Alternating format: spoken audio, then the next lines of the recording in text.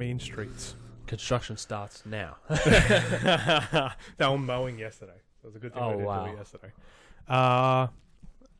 Is there anything for the what's new that we wanted to do? Can't think of anything. New. Okay. Well, maybe we should talk about how lonely it's been not playing cards. Yeah. All right, man. Let's do this. Let's settle this score, Nick. Settling Scores. Welcome to Settling Scores We're podcast, back. episode 8. We've been on a 2-week hiatus. Yeah. Which is mostly my fault. We would have had an episode up, but I forgot to hit record. It's lost the time. We're going to do it again now that we've forgotten. Yeah, we'll be better this time. We've already done this episode. Fingers crossed. We probably won't. Dude, this week we're going to be doing the please send your stuff in still. Mm-hmm. We've got the normal old thing of like, reach out to us, give us stuff to work with. What do you want to see? If you had to think about doing a podcast for Commander, what would you like to be discussed? Watch. Yeah, because it's kind of like, unless you're doing the daily 10-minute videos, it's kind of hard to come up with a decent format. But we're happy for suggestions. So it's going good. A drink of the week is mate, which is nice tea, South American tea. Yeah, it's awesome. It's a lot of fun. It's like tea and cigarettes rolled in, having a baby. It's having a baby. If you like smoking and drinking tea, then this is the drink for you. You can. It's 2 for 1. It's a twofer. Dude, how you doing? Good. Couple of weeks off. Enjoying the break. Yeah. Longing to play again. Yes. Get back in it. Was it absence makes the heart grow fonder? Right? Yeah. It's you kind of you get real itchy. Yeah. Yeah. It's hard to sleep at night. New decks, bro. New season coming up. New decks. Yeah. I know that I've talked to you about creating some new ones just to shake up the meta a little bit. I've seen a couple of them. I like them. I know that you've been working on a few as well. Mm-hmm. Do you want to feel like sharing, or do you want to keep it as a surprise? I'll share the two that I can. Okay. Which would be a Prosh deck. Yeah, okay. Which looks like it's going to be a lot of fun. A lot of pain. Crazy. I'm going to put that up so everyone can have a look. That looks like it's going to be a lot of fun. Green ramp, black, mean. Yeah. Red fun. You got the worst colours with the most enabling colour. The meanest colour. It's a mean colour, but I think it'll be a lot of fun. It's just going to be a bit of a powerhouse deck. Yeah. And then we got fun deck, which I've also kind of optimized to try to be win at the table, which would be a Usuri deck. Ooh. Just rolling coins. We've seen how well that worked for the playing with power guys, so let's see how well it works here. We'll be playing on a regular basis, so I'll be able to fine tune it, which will be really important for it. Nice. It'll be good. What about about you? Are you deconstructing the Prismari to do that? So now I'll just have 2 Izzet decks. Wow. Yeah. Hey. So it'll be fun to see 2 completely same color decks, but they're completely different. I don't think they have any cards in common. Maybe 1 or 2. I think that's pretty interesting. Then there's a lot of potential there. Yeah. With them colors. So cool, man. That's awesome. What about you? What are you working on? I've taken a few of the decks that I had, taken them apart, and then put them together in different combinations. So I've deconstructed my Simic Wizards deck and created a Rabina deck, which kind of is a little bit more. It kind of does the same stuff in a way, but I'm trying to make it different also, like a little more chaotic and more like I want it to just be. Literally just chaos. Like, what the fuck? I want people to have turns and me to have a turn, and just everyone's kind of shaking their head like, I don't understand how we did all that. We tested it out, and the stack got pretty crazy with the Perplexing Chimera and some other stuff. Yeah. With Perplexing Chimera with Rabina, it's ridiculous. Yeah. Because you basically just steal stuff. But the control and ownership controls changing, but then it's also different triggers, and it's a lot of fun. So the main, this is me being a bad deck builder. Because the main idea of the deck was to exploit tap and untap abilities. Yeah. And what I've really done is create like a thief deck, which just kind of steals everything. Which wasn't like the intended, but it kind of it came across like that. We've talked about our enjoyment of thief decks and steals. Yeah, and I think it's kind of fun. It's kind of fun, but at the same time, like I know it pisses people off at the same time as well. So I don't know. It is what it is. And then I've got an egg deck for Atla Polani, which the worst colors I think in Magic. Commander. I like, dude. There's so much good stuff. No, there's not. Yeah, no, it's great. It's terrible. So she's gonna. I just don't know if she's gonna work. That's just the be all and end all. I've seen some ways of like building it with a lot of changeling and stuff like that. Yeah, but she recently not debuted, but she was recently on the command zone as well, which is kind of cool to see. But So they did like that was a very like changeling heavy deck with super high MC Eldrazi. Yeah, so you just kind of it's like you cascade into your Eldrazi. Essentially, yeah. Which is, she did all right, but she couldn't pull off the win just because it doesn't really give you win cons. It only gives you opportunities to crush. Just make an Eldrazi your commander, man. Yeah. Well, you're not running any Eldrazi's in the deck, I think, right? I got the Desolator Twin. Okay. Because I needed to put stuff in that was big, and that was just one of the cards I had. That like they're the biggest. It's like the CMC is so ridiculous that you never cast. You never want to play. So you just want to like cascade or just trigger in for free. Yeah, and then it becomes a brutal thing to be around. Yeah, but it's you'd think with the Gruul there'd be way bigger, meaner threats, but there's just not many that are like 10/10 trample, etc. So there's a bit in green, but I just built it out of what I had. I haven't ordered any cards, so it's kind of a little lacking maybe. What's the new this week, dude? Have you got? We're kind of ramping up into the next season. We don't want to touch on that too much, but like. We've had a lot of Forgotten Realms spoilers at this point. That's coming out right now. Modern Horizons 2's been out. It's kind of peaked. Prices are dropping, which is nice. Yeah, I think the stabilization's now starting to happen. Still like a pretty killer set as far as what we've seen. A lot of amazing, great cards in it. Yeah. So and even the uncommons. There's just so many great uncommons and stuff like that. The Ornithopter. If you want Ornithopters, come to me. I've got a lot. I bought a lot. Okay. Anything else? Jump right in, I guess. Yeah. Yeah. Let's just get in there, dude. Lost Legend of the Week. Firesong and Sunspeaker. Daradius, our recommended good friend of the show. He mentioned this, and I looked into it, and it's an awesome commander. Yeah. I really like it. It's 4, a red and a white, 6 converted mana cost, legendary creature, Minotaur Cleric, I think it is. The text is fallen off the screen. Red instant and sorcery spells you control have lifelink. Whenever you cast a white instant or sorcery spell that causes you to gain life, Firesong and Sunseeker deals 3 damage to target creature or player. And it's a 4/6. This could be really great. You could probably storm off of this as well. Yeah.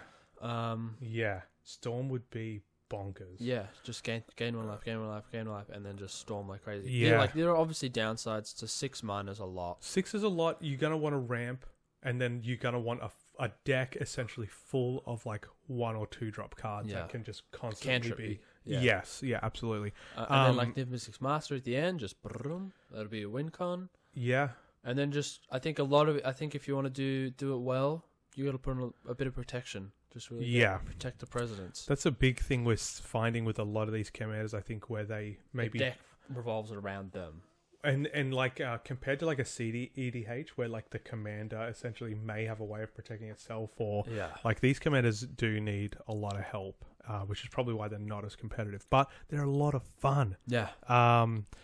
This deck, I built it a couple of different ways on Scryfall just for shits and giggles. Yeah. Kind of came out around like $85 if you just went like pretty budget stuff. Yeah. And then for like $200, you can get something that really kicks some ass, like Braid of Fire and a few of the really good artifacts and stuff. You can do some pretty crazy stuff with this deck, I think.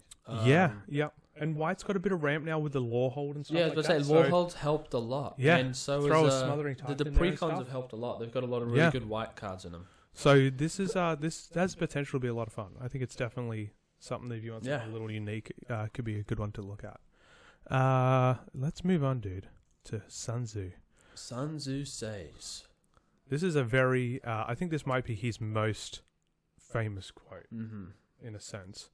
Do you want to get this one? Yeah. This is the one he said at the commander table the most often. Which is, in the midst of chaos, there is also opportunity. It speaks for itself. When shit's going down. If you need us to interpret this for you, maybe stop playing Commander. No. What's the Hearthstone is the game for you. Oh my god. So we have it's very simple, guys. Wait for people to start fucking with other people, and then swoop in at the end there. keep your cards close to your chest and then just dump them when you can. Keep a cool head, I guess. I think that's what it's also saying. It's like, keep a cool head and look for the opportunities. Play to win, I guess. Like play to win in the terms of just like, I'm not gonna, swing vengeously at this guy because he got rid of my commander. I'll just chill. See what's gonna happen. Yeah. Watch them rage at each other and then just take it on. And then like I guess the other thing is keep mindful while the chaos is going on to find the opportunities as well. Yeah. Like keep, like if it's a big thing when like 3 people throw down, if you got something in your hand that you're worried about being countered and somebody else plays something and then there's a bunch of shit going on and then all of a sudden no one has mana, like just keep it, like that's one thing I struggle with is just looking at what other people's lands are actually doing, because I often be like, oh yeah, I'm playing this with impunity and then all of a sudden it just gets countered immediately. So that's as simple as Sun Tzu gets, I think, dude, on that one. 3 years of success. I've gone all blue this week for some reason. I don't know why. Coincidentally. They're just cool cards. Buster Squall's our 1-drop for underrated. Tap target creature you don't control, and if you pay 4, tap all target creatures you don't control. If you're going wide, go Buster Squall. And it replaces target with each. So I think that bypasses the hexproof and shroud and everything, which is nice. This is a great... I think we have talked about this, but this is a great card for like if you've got a bit of an aggressive board state and you need to swing through with it to clinch the victory. This is the win con card essentially. It'll allow you just to sneak through. So and the other thing is like with Rabina, I got a lot of tap abilities. If a player plays this on my upkeep after I've untapped and taps down all my stuff, I'm pretty much done for the turn. Wow. So it even has like, against the right commanders and stuff, it even has some utility there because it can just eliminate them from doing what they need to do. And then you can mix it in with some card draw for tap creatures and you're set. Yeah, mine something or other. I bought it recently. Good card. But you draw a card for each tap creature. Great point, dude. The weather's more predictable than the is it, which is terrific flavor text. What's our undervalued? Undervalued. We got Fathom Seer for 1 in a blue, a creature illusion. It's a morph. Return 2 islands you control to their owner's hands. And then when Fathom Seer is turned face up, draw 2 cards. It's pretty good. It's 1/3. A 1/3. So for 1/3, you're getting you're paying 2 to draw 2, and you're getting a body on the field. And so this is like not. I don't think this is an every deck card because of the bounce 2 lands. But in certain decks like Chilean or Omnath. Yeah, but I say landfall, land matters, all that kind of stuff. Yeah, anything where the lands do count, then this becomes a big deal because you can just like, you're getting your hand refilled. Even cards that rely on you having to refill your hand to draw cards or whatever. Even stuff like that could be kind of handy. So this is just it's kind of unique, but it's also like a 15-cent card or something like that. So for 15 cents, that's pretty cool on the right deck. Under $1 is Ixodron, creature illusion, 3 and 2 blue. As Ixodron enters the battlefield, turn all other non-token creatures face down. They're just 2/2 creatures. And then its power and toughness is equal to the number of face down creatures on the battlefield. Yeah, this is awesome. This is fucking hilarious to me. Because it just like, it's a board wipe so without it being a board wipe. And like the only way for people to get their creatures back even is their to commanders bounce are now them gone. back. Yeah. Oh, no, they're just 2/2 creatures, Yeah. So they have to bounce it back to their hand and replay them. Yeah. So this is like, this is almost like a Cyclonic Rift, but you kind of are gaining way more benefit. And for 5. This is a really fun way to mess with the board, I think. If it's getting stacked, then this would be awesome. Yeah. Dude, even if you could give it flying or something, because then nothing's got flying anymore. And it also just eliminates any cool abilities that any creature has. Activated abilities, triggered abilities, gone. It's kind of like one of those Kendo's transformation. How just turns it into a 3/3. Stag. Yeah. Great card, dude. Really, really a big fan of it. Okay, our main topic of this week is the meat of the potatoes. The last 10 or 9 episodes now, we've been talking strategy and stuff like that from Sun Tzu and Machiavelli. And so what we wanted to do this week is just work on the total things we've learned essentially about how to just be a better player in general. Yeah. Using like deception, confusion, and just trying to at the end of the day, your cards might be great, but if you can expend if you can get people to do stuff by just saying things like Fabian does to me all the time, and I just fall for it because I trust him, then all of a sudden, like you're essentially casting stuff for free. Because you're making your enemies do stuff. Yeah, they're just losing resources. They're wasting their resources. And that's such a big thing in most Commander. Yeah. Like obviously CH doesn't really care about this because they've got their own stuff that they can do. But in all kind of casual formats, like this is pretty huge. So I think the biggest thing to start with is work out if you're proactive or reactive. And then once you do kind of work that out, and what I mean is like, do you like to, like, I'd consider blue, for example, a very reactive color in a lot of senses because you're holding mana open and you're waiting for stuff to happen so you can react to it. Whereas green and red is proactive. You want to just play shit as quick as you can. You're going first. Yeah. So if you're trying to, this is a big thing, dude. If I've got mana open, I want to spend it, and I usually dump my hand as quick as I can. And it usually comes back to bite me. I should really try and think about that a little bit more. And it costs me turns a lot of the time where I'm having to either rebuild stuff I shouldn't have played, or I'm having to, fucking undo mistakes basically by playing things too early or something like that. So definitely try and pay attention to like what you do and how you do it, and then try and work out if that's a bad thing essentially or not. But then also it's like if people are just like, if people are getting mad that you're killing, like maybe you kill the commander once or you take out a piece and they're losing it and they're just kind of going to, I'm going to attack you. That's great. That's great for you because they're just wasting their resources now. That's true. Yeah. That's like, if you can, once you identify that and can use it to your advantage, then that's a huge benefit. It's kind of like, are you playing to advance your board state, or are you just playing because you got angry because they kind of killed your guy? That's true. I fall into that trap. Declaring somebody the enemy for the rest of the game. If you're playing an aggressive strategy, try to ignore certain things on the board unless they immediately affect your play style. So this is a conundrum I have when I play In Search for Greatness. Do I waste 2 mana on it to potentially cheat things out? Okay. Or do I play a mana dork instead? Yeah. It's one of them things where it's just like, if I'm playing aggressive, I probably shouldn't rely on the In Search of Greatness. I should just play the mana dork and then try and get the shit out quicker rather than relying on chance. Yeah. But this could be something that like, it's pretty dependent on your board, pretty dependent on what's going on on your table and everything like that. But it's definitely something to keep in mind. Don't play Arcane Signet on turn 8 for no good reason. Leave it in your hand. It's a waste of 2 mana. Surely there's a better 2 mana you could spend. Next point is only ever make a move if it benefits you directly. Yeah. But try to convince other people you're doing it for them. Strike up a deal. Yeah. So play to win. Yeah. So I do this a lot. I'm like, hey, I'm going to do you a huge favor and remove this. But I want something back. Yeah. And it's like, I want to remove it anyway. Yeah. So it's like, try and leverage as like, much this as thing you screws can. me just as much, but I'll do you a favor and get rid of it. Yes, exactly. So that the politics side of that, I think, is super important. Just to get it. Get it get as much of the table on your side as you can whenever you do anything, essentially. Then we've got pay more attention to other people's board states in a general sense. This is just being conscious of the table. What's everyone doing every turn? Getting feel for everyone's decks. How are they? How many pieces have they got going?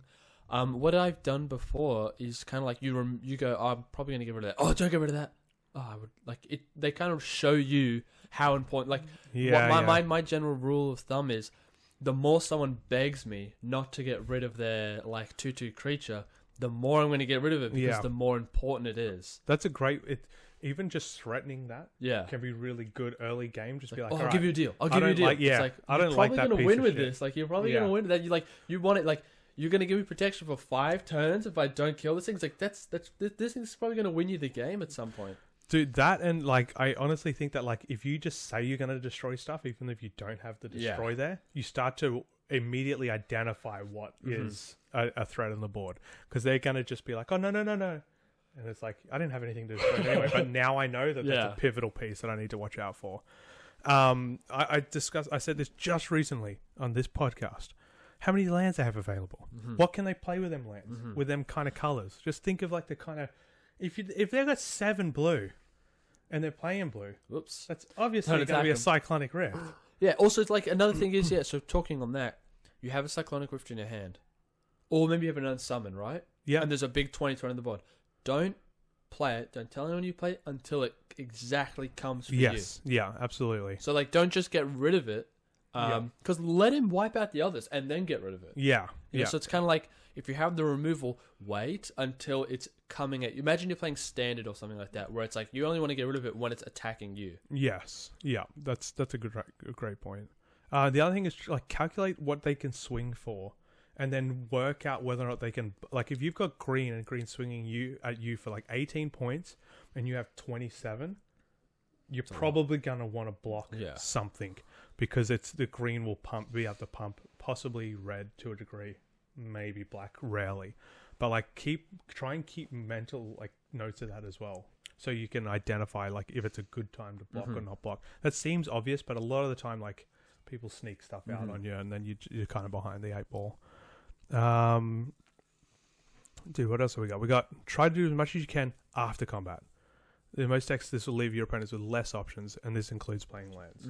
So whenever you watch like the Pro Tour and stuff, everything's done after combat. They always move to combat first, let that shake out, and it just fucks with your opponent, because they think, okay, what's he got in his hand that can affect combat? Because he's not playing anything now. Yeah. So he must have good stuff that's going to mess with combat. Yeah, I'd recommend watching some of the earlier Command Zone games when they have some of the Pro League players on. Oh, yeah, that's a great point. Yeah. Not like you have to play like them, but just watch how they play. They run they play very tight. They're like very tight. Everything's done very tightly with little fat and stuff like that. Yeah, so, super efficient. Yeah. Super specific. Yeah, you can take your turns efficiently. Yeah, absolutely. This is another thing as well, where it's like, once again, I make the mistake of just being like, all right, I draw, cool, I play everything, and then for the rest of the turn, I just got nothing open. That's the same thing as where you have like a killer open hand. You're just like, Island, Sol Ring, Arcane Signet, and into something else, and it's like, okay, now everyone's like, oh my god, it's like, and you have nothing to play. You've just done 4 out of your 7 cards. Yeah, go on. So yeah, keep people guessing. I think ultimately keep that deception in play. So these guys. I think Can you think of anything else, dude, that like from the Sun Tzu and stuff that you think would be important? I think I've tried to cover as many of the main points in like a brief summary, but yeah, I think one of my hammering points is kind of like just see how people react to like certain pieces getting removed. If they're the more they're willing to make a deal with it, maybe don't make the deal if it's that strong, you know? Like, I know like deals is good because it's a social game, but it's also like, look how much they're willing to give you room wise. Like, I'll give you 5 turns, I'll give you 6 turns, and I won't touch your board. Yeah, it's like, then that's an incredibly valuable piece. That's true. So think about maybe just getting rid of it anyway. Yeah. So don't be suckered in by the allure of an amazing deal. I know that I've been in the situation where you've done this to me, but it's like a mana dork, and I just need it to play the next. Yeah. It's like I don't have a win condition in mind. Yeah. It's just that it's keeping me somewhat relevant. Yeah. So let's say like speaking on an earlier turn where it's like this actually happened. Where it's like Broken Bond. You play Broken Bond to ramp, and you destroy my Sol Ring. Yeah. I shouldn't attack you because you destroy my Sol Ring, but I probably did. Because, you know, it's a waste of resources. He's not a threat. I should just keep trying to play my board. And the other thing is, like, a lot of the time, I think with that, you have to target an enchantment or artifact. And if you're the only one with one out, it's just so, like, don't go after them just because they destroyed your Sol Ring. You know, play to win. Yeah. Keep smart. Yeah. Don't let your aggravation keep a cool head. Yeah, that's a good point, dude. That's I'm such a... I think like I'm so reactive in the way I play. Like everything I do, I'm reacting to other people doing a lot of the time. In terms of like, I'm letting myself get angry, or I'm fixating on something I shouldn't be fixating on. And I remember when I used to train a lot. We used to do training just to stay calm. Okay. When you were kind of going full throttle, because then it's because it messes up your. Imagine okay. This is how you implement that in Magic. I start with 3 cards. You start with full 7. I draw every second turn. Yeah, so it's kind of like used to losing. Practice getting calm, practice trying to not get tilted and stuff like that. It's a skill, you know, playing under pressure. The other, I think, like this is one of the greatest strengths of Commander, but it's also incredibly frustrating. Is that like it's 100 cards? I can play you with the same 2 decks over and over and over, and we're gonna have a different game every time. Yeah. So just trying to like identify in a table with 4 people. Like what potentially could go down is so hard to do a lot of the time. I mean, the honestly, the only person where it's very easy to understand is Brian. Because he gets certain shit out on his board, and it gets to like a point where he has enough mana, and it's just like, okay, anything he plays now typically will completely throw the game in his direction. So it's very hard to tell, I guess, with the Prismari deck. It's easy to tell with the Crackle to Power and stuff like that once you have the mana available. That like bad, because it's kind of just like a giant ramp up. You're just getting mana, getting mana, and then just blowing it. Fabian's hard to tell a lot of the time. I think Fabian just puts a lot of pieces on, so he'll beg to not remove pieces, and you really should be just picking off his most important pieces. I remember I got rid of Ashnod's altar, and he was just like, I need it so much. It's like, well, you need it so much, so I'll get rid of it. It's funny, he has a lot of the time he ends up with like 5 pieces on the board that are all working. Yeah, and it's kind of like, which one do I get rid of? It feels like it doesn't matter at this point. It's too late. Yeah. All right, man. I think we're done with the confusing and deceiving. Is there time for dessert? And by dessert we mean juicy Italians. Mastering Machiavelli. It's better to act and repent than to not act and regret. This kind of seems counterintuitive to what we were all just talking about. I think it is and it's not. Because it's like you're saying, I'm better to play the Broken Bond and destroy the Soul Ring than to not play the Broken Bond and then regret you having 2 mana later. In counter argument, I'm better off not attacking you and keeping a cool head than attacking you just because you destroyed my Broken Bond. Yeah. Because it's easy to ask sorry. It's easy to say, look, dude, I'm sorry, I had to get rid of it. Ask for apology, not than it is to permission. Let you have it. Yeah. Yeah. So it does seem counterintuitive, but at the same time, it's kind of like, this doesn't work with Brian. It doesn't matter what I do. If I act, repenting's not enough at any point in time. But that's just Brian-y. That's just the... What can you say? What can I say? We'll get him on the show again to defend himself. Yeah, it's the Viking kangaroo court. We got the good, the bad, and the ugly. Yeah, man. Let's. What do we got for the good? Auriok Steel Shaper. 1 and a white creature, human soldier. Equipped costs. You pay costs 1 less to cast, and then as long as he's equipped, all other soldiers and knights you control get +1/+1. I like the equip cost one. Yeah, man. This is a lot of the really good equipment has like a 4 or 5 equip cost, which can get pretty heavy. But just taking one off can really help out. And then the +1/+1. I mean, it's easy to go soldier knight tribal. Yeah. So at that point, you're kind of giving them all, buffing them all as well. Cool art, yeah. Yeah, cool art. The dude looks ripped. He's got a scythe, which is fun to see. So yeah, I think this is just an all-round fun one, bro. Yeah. Next what's we got the bad, bro? Launch party, a 3 and a black for an instant. As an additional cost to cast a spell, sacrifice a creature, destroy target creature, its controller loses 2 life. This is terrible. Don't ever play this card. There's so many better commons. You could even play a murder, and that is a very inefficient removal. Yeah, dude. Like, why sack a creature? But for paying 4 already is so much. I know. Oh my god. Yeah, it's such a rough card. I mean, the flavor text and the art's pretty cool. Life's too short to not do the things you love. But that doesn't make sense. Well, it's like, because he's launching himself. Oh my god. Because you're sacking a creature to do it, you know what I mean? I really don't like this. This is terrible. It's a terrible card. I think, this is a... It's just one of them commons where it's just like... It feels like a waste of them printing it even. Like, I'd rather them reprint... what was the common from Zendikar? Feed the Swarm? Feed the Swarm. I'd fucking rather than print that 1,000 times than print this. Yeah, it might be from Jumpstart or something like that, or something. It's from, I think it's from Ravnica. Oh, okay. Originally, and then it got reprinted in Jumpstart. Maybe it's for draft. Who knows? I don't know. It's and a horrible card. The ugly, which I really like. Together. It's awesome art, but ugly awesome. Yeah, ugly awesome. Stitch together for 2 black, sorcery. Return target creature from your graveyard to your hand. Threshold, return that card from your graveyard to the battlefield. You have 7 or more cards in your graveyard. This is great.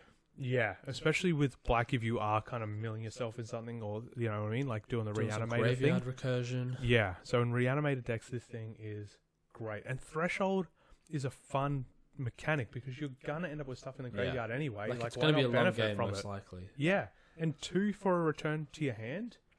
That's pretty good 2 value. from the ultimately. battlefield is good as well. 2 from the battlefield is awesome. Yeah, flat out. But yeah, pair this with some blue or even some green to pull out something really good, or both. Do a little Muldrotha or something, I guess. And yeah, man, this is just a killer. It's a great card, but the guy, look at the guy, dude. He's got his mouth. His head's like stitched to his neck. He's got like a little wrestling jockey on his head. And he's got like one of them Orzhov fucking cleric dudes in the background, just like, meh. Yeah. Wow. He's going for it, bro. He's going for it. He's ripped though. He's jacked. He's jacked. They all are. And I think that's it, dude. Wraps it up for the This is a mid-season, short and sweet, yeah. the mid-season ep. Short and sweet one, which is kind of appropriate, I guess. Yeah. When the next one will probably be thick and long. Longer. It'll be a full meal, full bouquet of. It's going to be a 3-course meal. It's going to be all you can eat. Hey, one more topic. We know what the theme is for next season. No spoilers. What about the season after that? I know you discussed doing like 1920s or 1980s in Russia or something like that. We could just ask what you got any recommendations for season 5? Yeah. I was thinking about it the other day. I know I mentioned maybe doing like planeswalkers. We are planeswalkers. The other one I was thinking about doing was... you choose a planeswalker. Pirates. Oh, dude. Ooh. A pirate theme. Because there's a lot of pirates that'd be easy to build. The pirate decks are just... Chaos? They're just strong. Are they? Yeah. Okay. Yeah. I thought they were just like kind of chaotic steel things. No. Okay. That's pretty strong. Okay. There's not that... I don't think there's that many. There's not a lot of them. I think you could build 4 individual decks. No, but like you're just having pirates on the deck or having ships in your decks or something like that. Or listen, dude, I haven't thought it fully through. Terrible idea. Oh my god. But yeah, if you guys have any suggestions for themes for a season, we've done. What have we done? We could do a challenge deck. We could be a planeswalker, and the challenge deck you can have that planeswalker as your commander. A pirate as your commander. No, the planeswalker. Which planeswalker? Anyone. Oh, okay. How's that tied to pirates though? I didn't say we were doing pirates, dude. Get over the pirates. We're planeswalkers. Yeah. Okay. I don't want to do pirates. That would be kind of cool. Yeah. If we would do planeswalkers. Yeah. Hard to theme music around planeswalkers. Just fantasy music, I guess. Yeah, it'd have to be just D&D music. Lord of the Rings full soundtrack. We could do like just a D&D version, I guess. Yeah, that's true. There's some like thinking of the themes has been a little challenging. Like I've been trying to think of. Let us know themes. You got any theme ideas? Yeah. What are we? We're just talking. We're just talking shit. Yeah. But I think that'll do.